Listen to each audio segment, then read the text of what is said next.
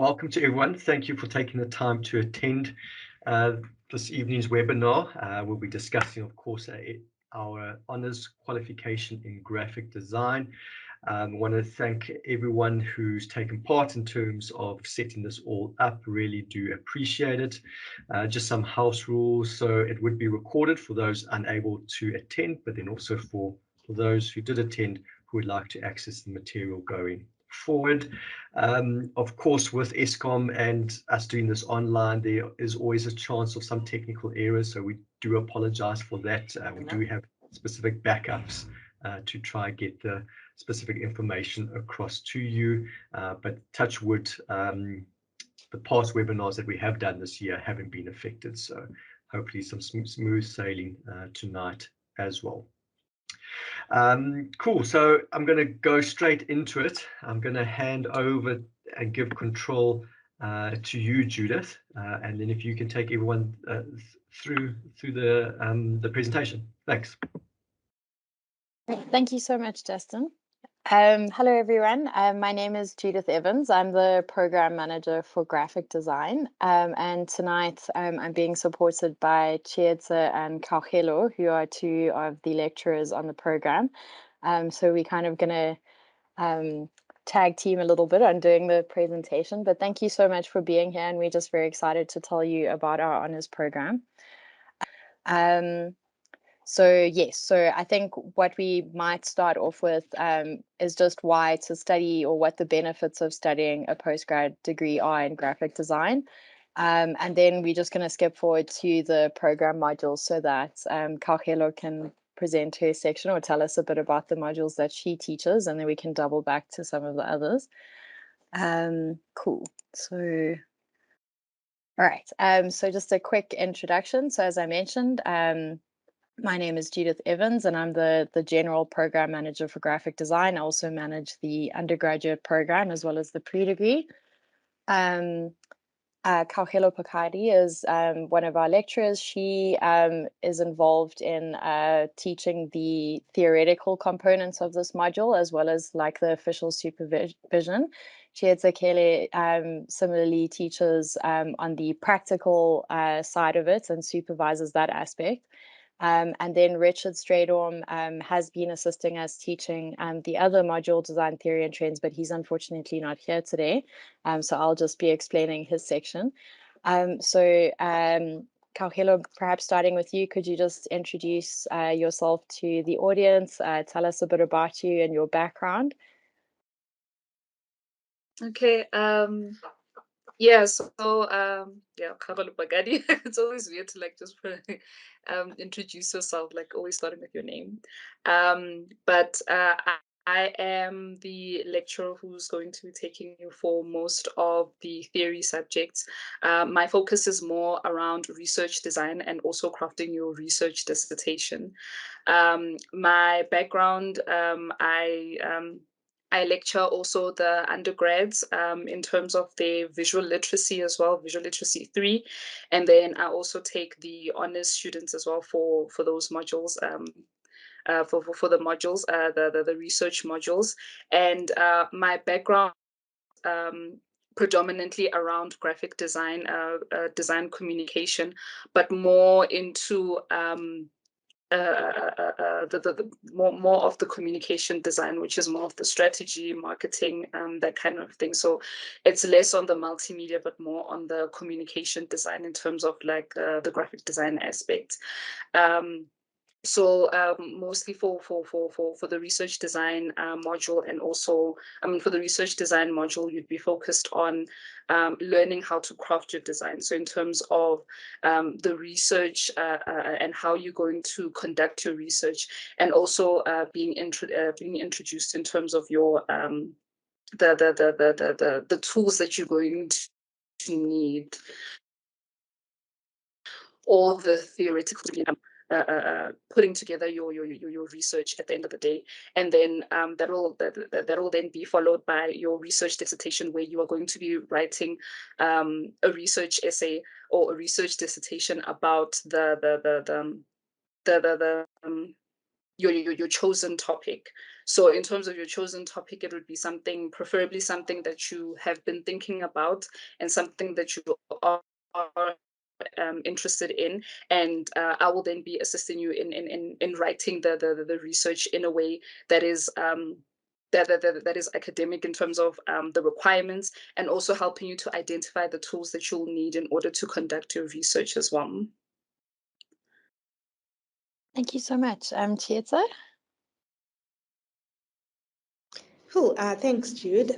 So I'm Chieza. I will be the professional practice lecturer, which is the focus on the visual elements that you will design. So again, that is based on your chosen topic, whatever interests you in design, whatever field you want to show your specialty in, that's what I'll help you refine. So working with the skills you already have, getting refinement on those, refining your skills in your software and yeah, just the visual side. So my focus is on multimedia design and user experience design. So quite a variety of directions that your product can go, from print to all digital surfaces.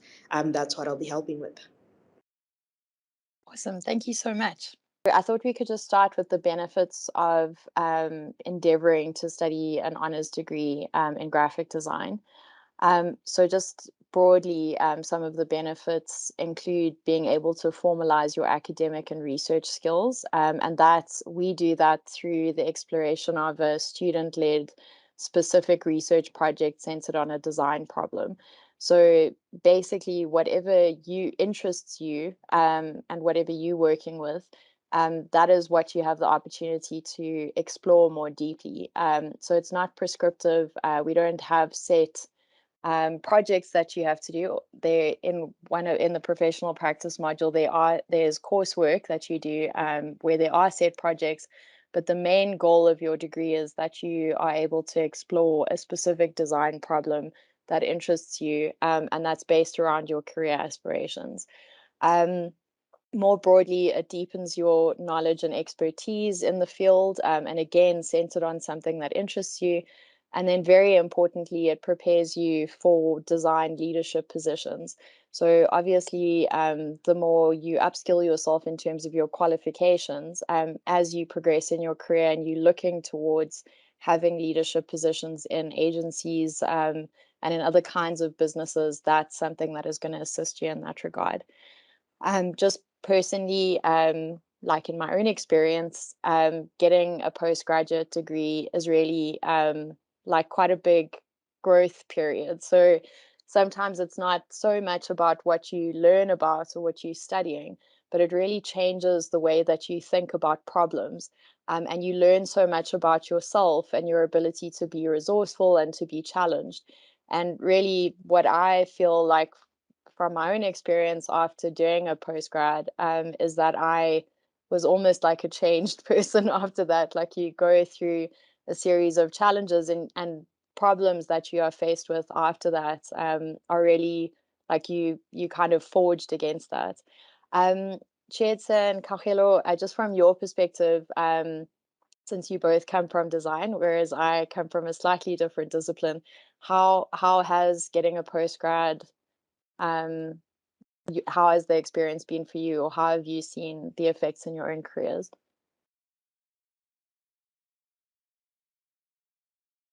Okay, I can go first. So from a design side, getting into postgrad allowed me to hone in on the specific discipline that I wanted to get into and possibly follow through with my career. Interestingly, things change, but I think it was a really good opportunity to get a realistic view of bolstering what I'd studied as an undergrad. So I focused on getting into user experience design, and it allowed me to be a little more confident when I was applying myself in the industry, and just that extra knowledge and confidence that you get.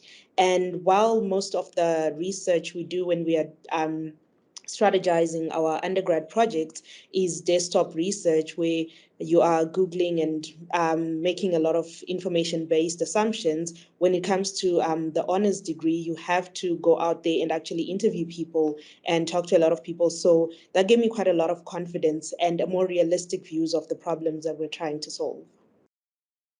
Thank you so much. Kaukilo, how about you? I don't know if you can see me. Yes. Oh, I'm so sorry. It's so dark. Um, so I think for me, I agree with what you said, Jude and Cheta, in terms of like being able to progress in your skill set and also help you to do more research in terms of just not taking for granted certain facts or certain insights. So it teaches you how to really research and the processes that you need to also use when you research and you're looking for information, especially if you're working on things like campaigns or marketing or anything like that that you'd be that you'd be doing in the workplace. And I think for me as well, it's just a matter of also thinking. It helps you to think critically in terms of the type of problems that you're also going to be solving. Especially with your final research dissertation, you'd be required to have one topic that you're going to be focusing on. And in that whole process, you need to also think about the problem also critically as well, you know, and the research helps you, the program would then help you to think about the problem from different perspectives, and it'll help you to think about it more critically. So I think for me, it's mostly about like, it really helped me to how do I think critically without just saying like, you know, you don't like it because it's not trendy, but then what about it that you don't like? You know, what are the different aspects about it that you don't like that you can critically think about, and also defend some of the decisions that you make in terms of your practice as well.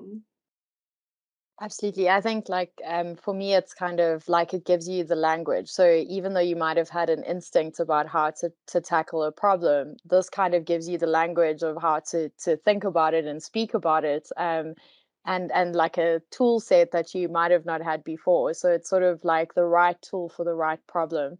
And so much that thing about thinking critically, like the world is changing so quickly. So like as you mentioned, Chetza, you know, things change like quickly from when you do your project or whatever.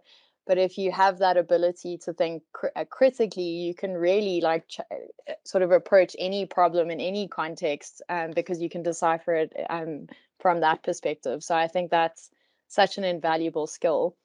I also think depending on why you're doing this degree, that might also like have different benefits. So if you are somebody that's already working in industry and you've worked your way up and you kind of want to formalize your like knowledge and skill set, then that's obviously another benefit to it. And then if you're coming from an undergrad program, then the benefit also is to give you like some more space to continue that formal education in order to really understand, like from an academic perspective, how to deal with design challenges. Great. Cool. Let's move on to the next one. Okay, I'm going to skip past this one too. We're going to double back. Okay, so basically, if you apply for the honors program with us, the requirements, there are 3 requirements for the admission from an academic perspective. So the first is a letter of intent. Really, there is no formal prescriptive way that you need to approach this. But really, what we want to hear about is you, like in your history and your interests. And then also, what would you potentially like to do a project around? And it's really to give us a sense around how you're thinking about design, how you want to progress. You know, we need to think about how we could support you in that sense. So, do we have the resources to be able to support your project, or can we see where you're going with this? And yeah, like how can we respond to that essentially? And that could take the form of quite a formal, like business style letter, academic letter, or it could be a more conceptual document, which I'll show you an example of in the next slide. So that's really up to you. But the point is, we just need to really understand who you are, where you've come from, and what you want to get out of doing this program. Um, then the next requirement is quite a detailed professional design portfolio. So something I just want to make quite clear, because I think there's a bit of misconceptions, or certainly some of the questions I've got, is that this coming into this program, it assumes that you are already a designer. So the challenges that you're going to be faced with require that you already have a particular level of skill. And that doesn't mean that you have to, you know, have a variety of skills, like from, I don't know, communication design to UX. It just means that you have to be able to meet some of the challenges. And if you, so really this degree is not for you to learn about graphic design from scratch. It's not a condensed undergraduate degree. It really is the fourth year of a graphic design degree. So if you come from industry and you've been working as a designer, we would really need to see what you've been doing and how you've been doing it and the level of skill you have. And then obviously if you come from undergrad similarly, but especially for people that come from industry, we really need to be able to see that you have those requisite skills in order to enter into the program. And then lastly, once we've received all of those documents and reviewed them, you would then be invited to an interview between a panel of members of staff, one of them being me, and probably Chietza and Kagelo. And we would, just talk about your portfolio and some of the things that were in that letter of intent and just unpack them a bit more. And those are essentially the three requirements of the admission. There are obviously like institutional requirements as well, but I'm going to double back to those in a second. So this is just an example of one of the letters of intent that we received from an applicant. So he was quite interested in exploring illustration. So this is how he visualized that. So you can see that there isn't an expectation that it follows a particular format. The idea is really just that you're able to communicate what your thinking is around what you'd like to do if you did this degree and what you have been doing. Okay, great. I'm just gonna skip forward, if you don't mind, Chietza, to Kagelo's module. Just so that we catch her before her power goes out or her battery dies. Sorry about that.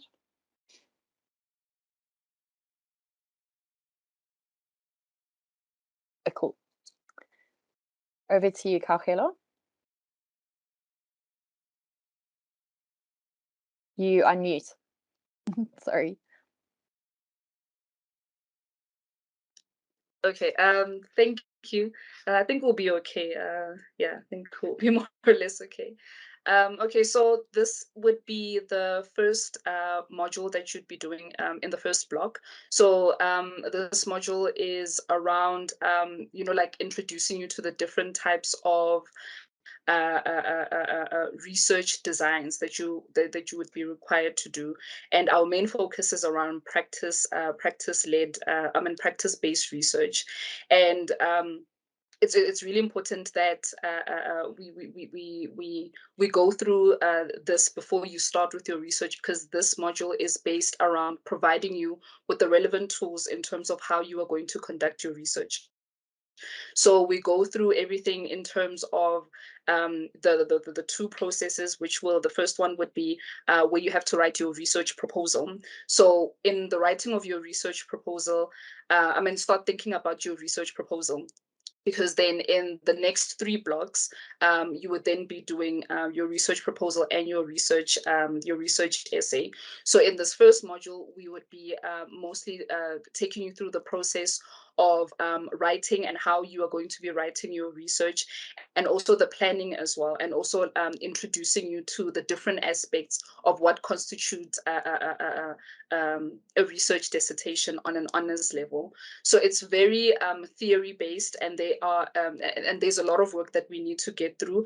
However, it's very important that you also pace yourself, because not everything is going to be used. However, it's important to get an introduction of a little bit of everything that you possibly might be using, because it's important that you are able to substantiate why you are using those processes or why you're using that particular research design. And it's really important to actually to also know the type of research design that you're going to be using, that will be the best possible design for you to use in terms of conducting your research, because there's nothing worse than having a well-rounded research, but because your process or your methodology is not the correct one, then you end up, you end up losing marks, for example, or maybe getting to findings or insights that really don't answer your question. So it's really important in that we get through all that information that you need to know in the first block. So that is what the research design module would mostly comprise of. So I think that the best analogy I ever heard for research design is that it's like a cooking recipe. So if you want to make stew, depending on what kind of stew you want to make, you would use a different recipe, and you might use different ingredients and different tools to do that. So this module is really about like making you aware of all of the tools at your disposal, all of the ingredients that you can use, and helping you understand how you can craft a really specific recipe for your research that's centered around your own practice. Let's skip to the research dissertation module, and then we can double back again. There we go. Kaugelo, over to you again.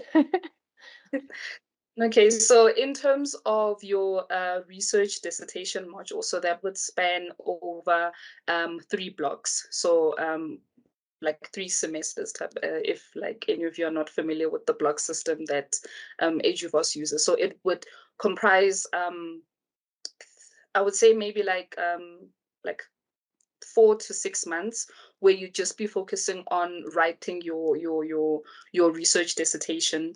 And it's really important that you'd be working with me as your co-supervisor and Chedzi as well, because what is important is that although you'll be doing the theory, the practical component, but then the research dissertation is more the theory component, where you talk about what you're doing in your practice, and you're substantiating why are you doing what you're doing in your practice.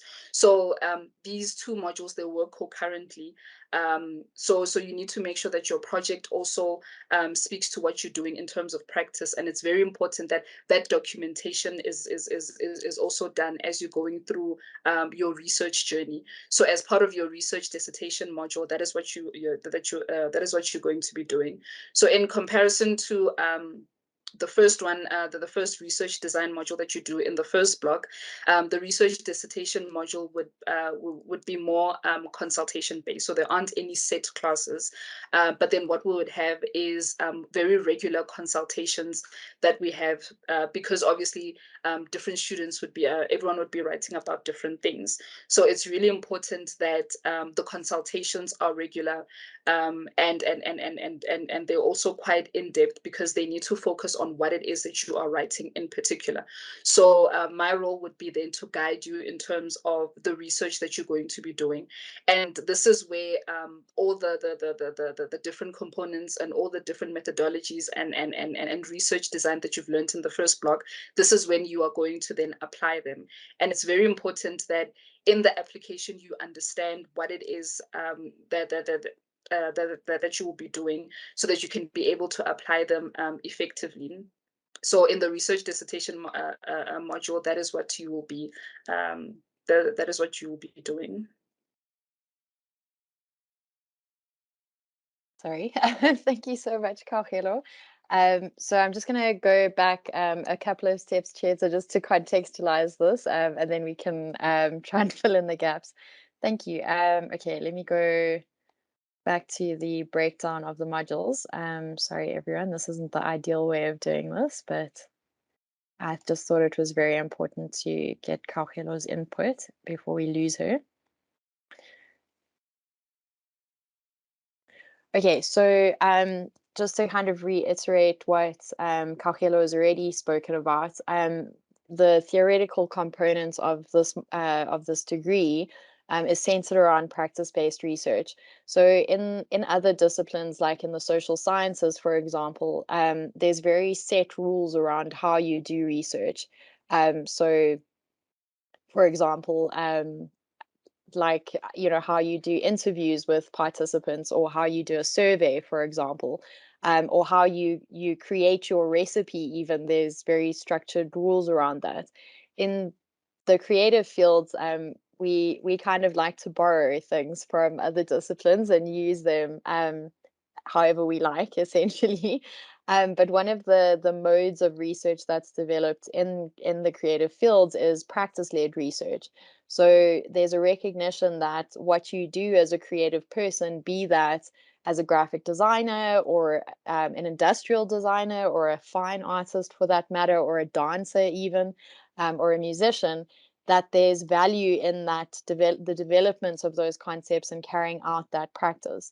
So the idea with practice-based research is that you sort of the theory supports and follows what you do as a practice, as opposed to other disciplines where really like the theory underpins everything, and then everything you do after that follows suit. So that's really the key difference with what we do. And as Kaugelo mentioned, at some point your practical module and your theoretical module dovetail, because your final dissertation will be writing about what you are making in your practical module. Okay, so then I'll just explain. Okay, so we work with blocks, as was mentioned earlier, and each block is 8 weeks long, and there are 4 blocks a year. So in more traditional modes, you would have had a first and a second semester. So what we have is essentially the same, except that the year is then divided into 4 instead of just 2. So each block you'll really be doing 2 modules, except for the second block when you'll be doing 3 simultaneously. So the module that runs throughout the year is your practical module, the professional practice module. And I'm not going to give you too much detail there because Chedza will take over from me and explain some more about it. You will always begin with your research design module, as Kaugelo explained, where you'll learn how to make those recipes for your research. And then in the second block, you'll continue with professional practice. And you will start your research dissertation module, which, as Kaugelo already explained, is really more a consultation-based module. So you're not having formal classes, you're consulting with your lecturers around your own research. So it's self-motivated research. You have to go and find your topic and do your research and write your paper, and you're going to get guided through that journey. And often these books talk about research as being a journey, because you really are like going in different directions as you learn more things by your supervisor, essentially. So then in the second block, you do another standalone module called Design Theory and Trends, which I will explain also in a bit more detail. But really, that's a module that's designed to kind of spur your thinking around design itself, what the possibilities are, to kind of assist you in understanding how, like, what you might be able to research and do as a project. Cool.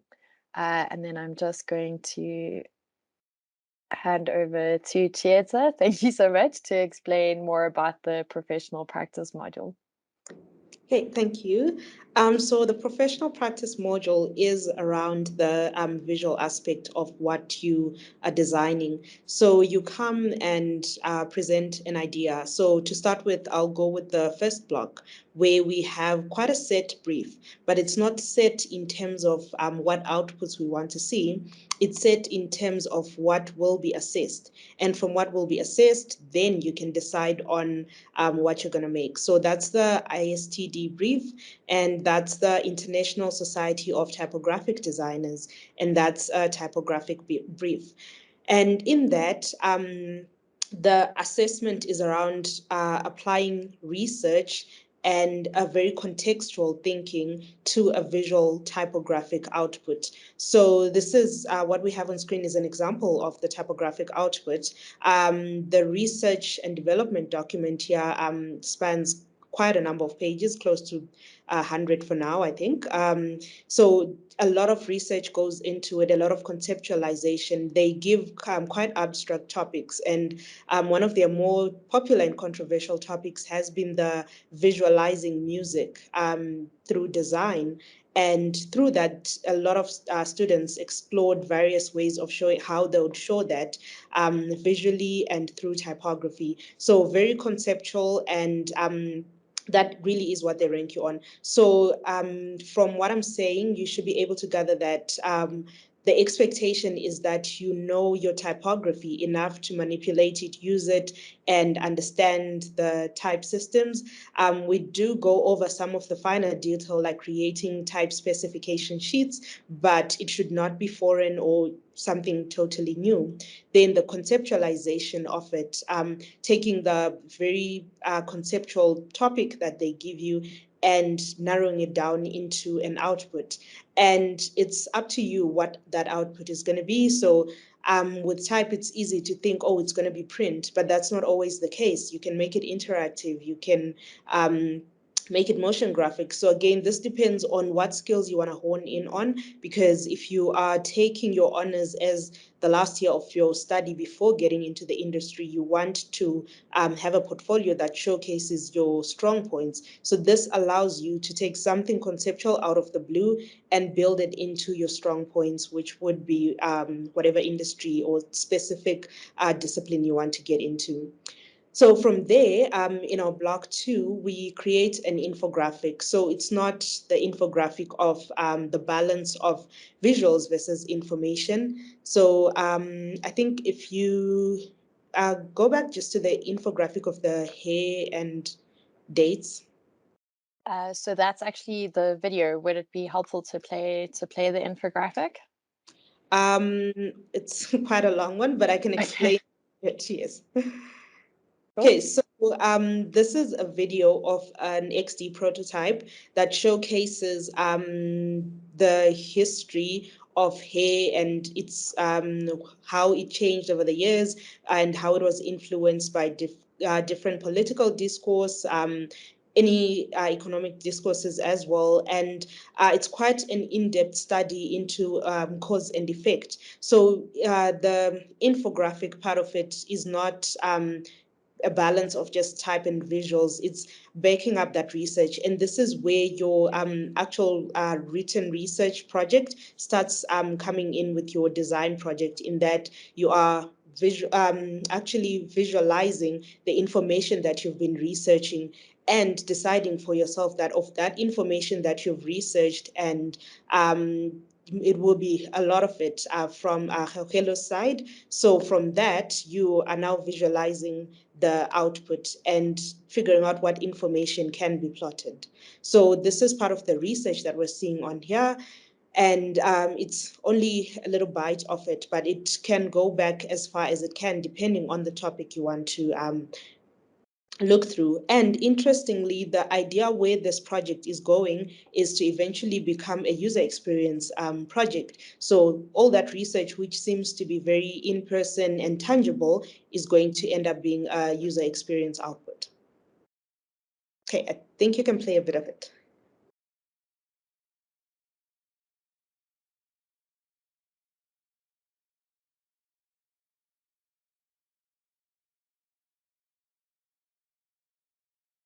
Justin, I don't hear any sound.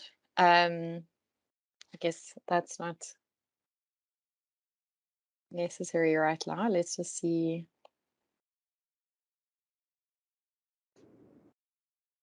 Can anyone else hear anything? No. No, nothing. There we go. It doesn't seem to be playing super effectively, like from my side. But maybe this can also just give us a sense of how it works. So, Chad, so the user would click on the time period, and then information would on the map, and then information would pop up that the user could read. That contextualizes it for them. So this was created as an XD prototype where it was a timeline that measured various things. So from the years that the hairstyles were going in, as well as the style effect of that era and what else was happening in the world to affect the hairstyles. So why did women stop getting the hair done in at home versus going to the salons? What changed economically, politically? So tracking the multiple things, the economic aspect, the political aspect, and the social aspects as well, and then being able to plot them on the one graph using the timeline. And you'll see the different markings, they're all meant to mean something. So this would be explained more in the process book, but they each indicate different meanings and different combinations of things that you'd then gather from the research. Amazing. It looks like a really interesting project. And if anyone is interested in watching the video where it's all explained, I think we could happily post it in the chat for everyone to enjoy later. Okay, so as I mentioned, design theory and trends is a single module that's a standalone theory module. That's again, it is sort of an intersection between the theory and the practice as well, because you do need to think about your practice, and there are some outputs that are practical. But really what it focuses on are various theories and concepts in design that are centered around trends, and trends that are really of, like importance at the moment, like ecology and politics, etc.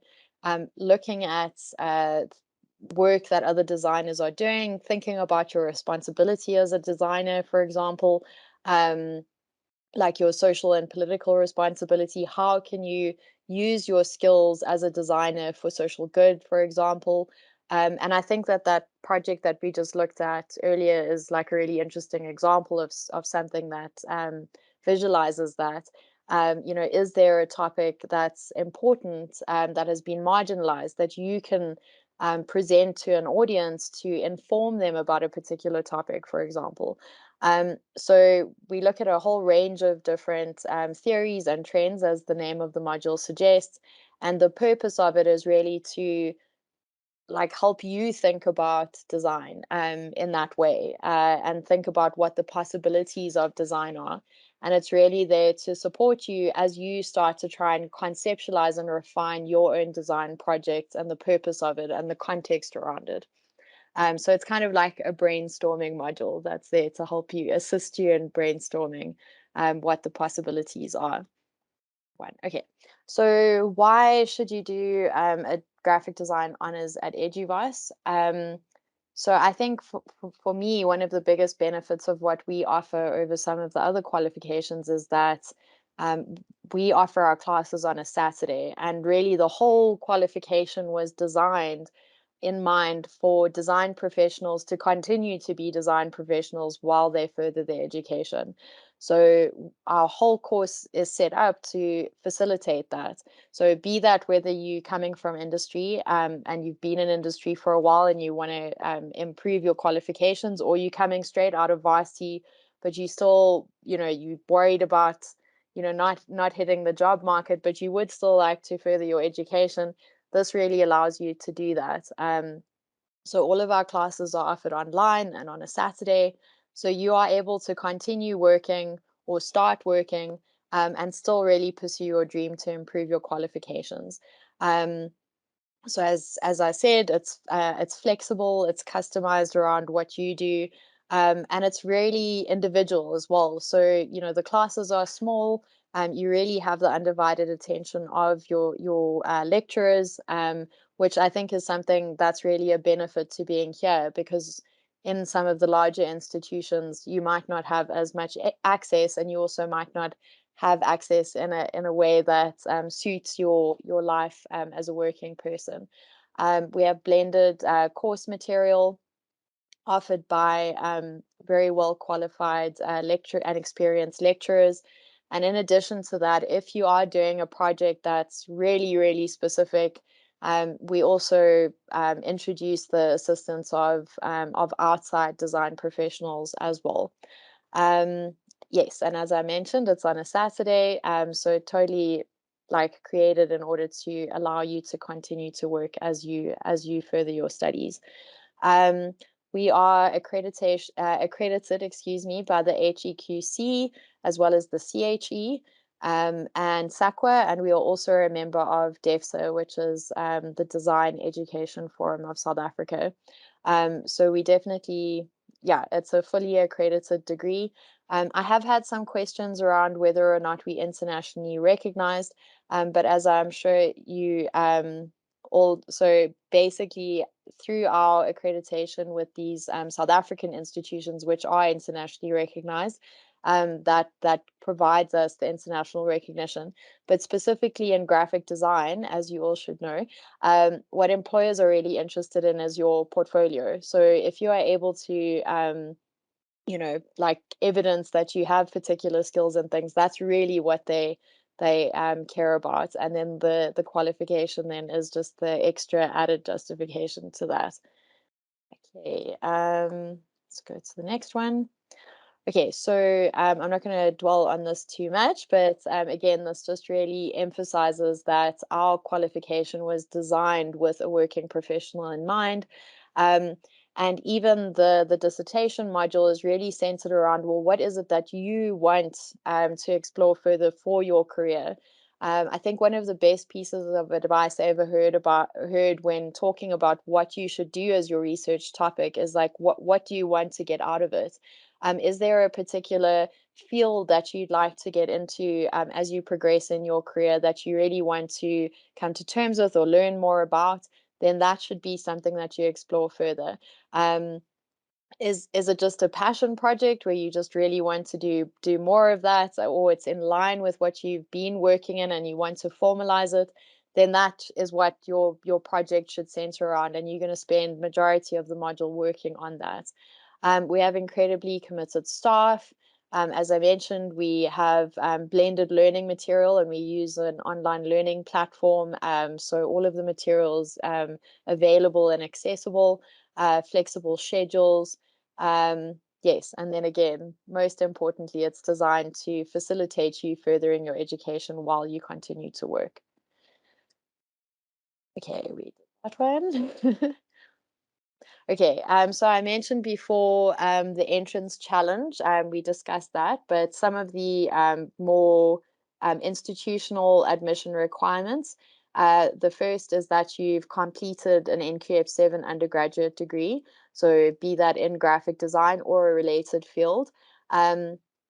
Just bear in mind that if you are not coming from graphic design specifically at an undergraduate level, like let's say you've studied film, for example, you could also be considered for this, but then that practical portfolio becomes quite important because we want to be able to see that, for instance, if you're doing motion graphics, if that's been your focus in studying film, that we can still support you from a design perspective in that regard. You would also have had to maintain a 60% minimum average for your undergraduate studies or in your final year of your undergraduate studies. However, if you didn't receive an overall 60% average, we are willing to look at a specific module that you want to specialize in. So, for example, if you did really well at motion graphics, for example, but you didn't get, so you got above 60% for that, and that's what you want to do your project in, but you didn't get it overall, we would look at that on a case-by-case basis as well. And then the completion of the entrance challenge, which I spoke about before.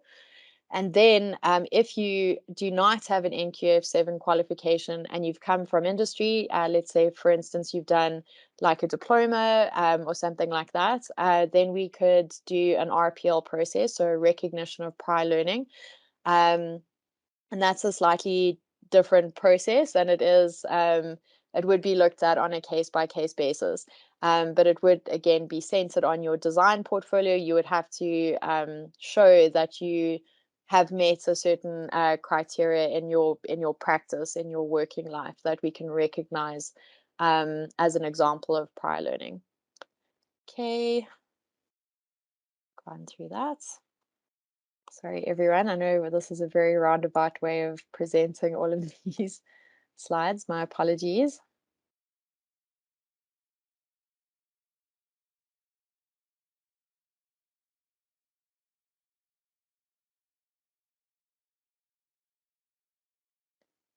So let's just go back to that. Okay, so yes, we offer all of our classes online. that doesn't mean that there isn't an opportunity to meet with your supervisors in person, if you are able to. And there are some contact sessions throughout the year for workshopping, depending on your ability to attend them in person in Gauteng.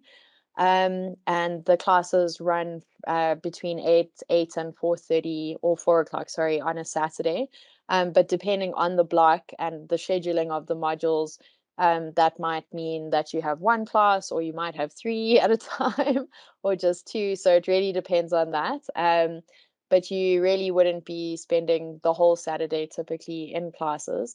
But majority of the work would have to be done in your own time. So really the time that you have in class is as a contact point with your supervisor or your lecturer. Majority of the work would be self-motivated. You would have to be doing your own work, and then you have the check-in session with your lecturer to give you further guidance as you progress. Okay, the next intakes, block 3 is the 16th of July. Block 4, 15th of October, and block 1, 4th of February, 2023. So this course has 4 intakes a year, depending on the number of students that enroll, and possibly I could leave any questions around that, pass those to Justin, that could explain in a bit more detail how those applications work. Otherwise, are there any questions from the audience?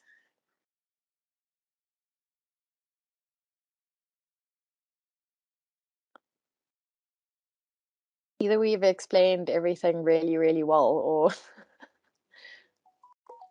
okay, Kaukelo is saying that her battery is pretty flat, so she might make an exit. Thank you so much, Kaukelo, for your assistance. No questions at all? Thank you. Maybe I should ask a question. Is there anyone here that's currently studying with us in the undergraduate program?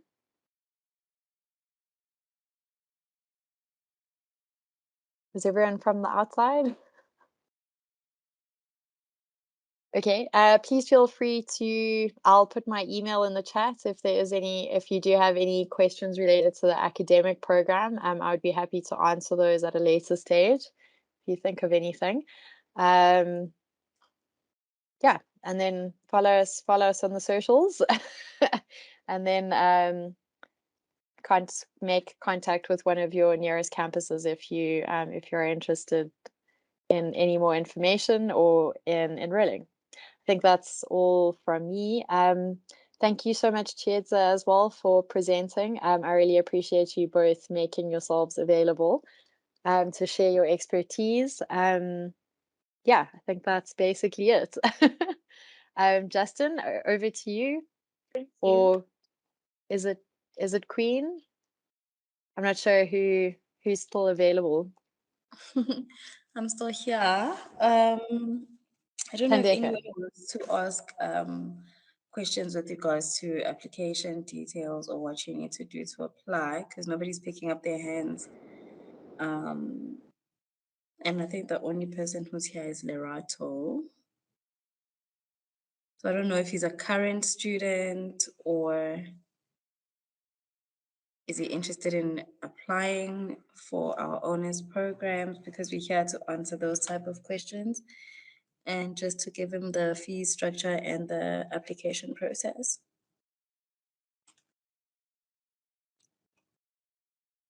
Is Lerato still here? You have our undivided attention. Oh, Justin said we are presenting as if we are okay. So obviously those that are interested to apply we're going to take their details, or they're going to email any of their closest campuses, and they will be directed to a professional higher education consultant who's going to be assisting them with their registration process. I know we're currently doing 4 intakes for every year, so I don't know if it's the same with the honors programs, but that's a conversation that all interested parties are going to have with the higher education consultants fee structure as well as intake periods. Awesome. Thank you I so don't know much. if I Oh, missed anything. he says that he is currently, sorry, I'm just reading the chat. I see it. Loretta says, I'm currently studying pre-degree at the moment, so I wanted to find out about the honors program for future reference. Okay. Wonderful. I'm glad that you're thinking ahead. I'm glad to. Ms. Loretta wants to stay with us for a very long time. Well, I think Cauchelo is still with us. So Cauchelo is actually a previous student. I had the pleasure of teaching her in undergrad, and it's been amazing to have her come back as a master's educated postgrad design person, which puts her in a very small percentile to assist us in the program and give back to the next generation of students. So I think that's really amazing. So Loretta, I hope you do stick it out and stay with us right till the end. Great. Is there anything you need from us, guys? Are we done? Can we help with anything else? What can we do to assist? I think we're done because obviously the application process, the fees, as well as everything else was for interested students who want to apply. So I think we can wrap it up, rather. I don't know if I'm missing anything, Queen.